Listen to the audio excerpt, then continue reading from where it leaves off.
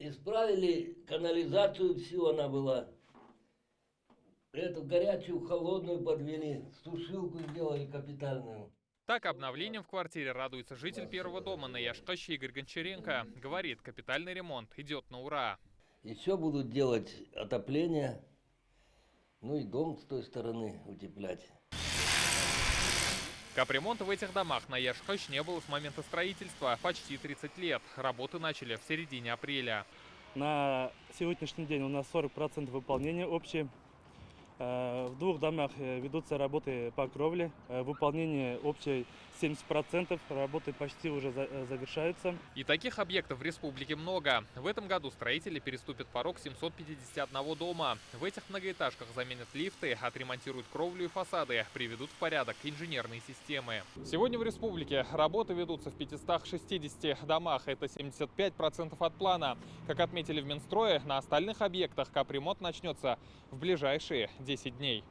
В лидерах по объемам Казань. Капитальный ремонт пройдет в 223 домах. Работы сейчас кипят практически по всей республике. Но 3 района в этом году не участвуют в программе капремонта. Это Алькеевский, Кайбицкий и Черемшанский. Причина – отсутствие средств. Нет потребности, я бы, конечно, не сказал. Да, есть необходимость, но, скорее всего, нет просто источника. Тот же самый Алькеевский район в прошлом году участвовал, у него была достаточно большая сумма. А в этом году у него нет денег.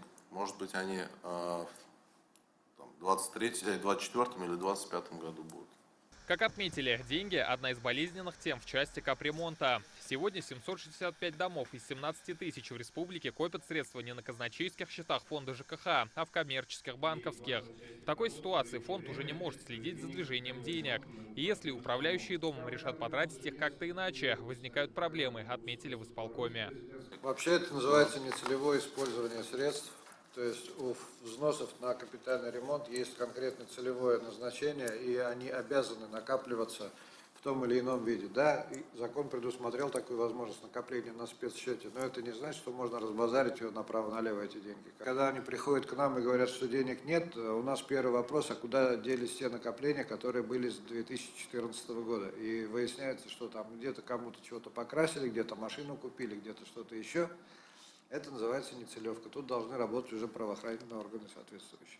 Как подчеркнули, с момента образования фонда в 2014 году задолженность по взносам за капремонт в республике достигла почти 400 миллионов рублей. Приходит время, когда заменить лифт или отремонтировать кровлю, которая стоит, так скажем, одна из самых дорогостоящих видов работ, все прибегают в фонд и говорят: примите наш дом в фонд и отремонтируйте, и включите нам замену лифта.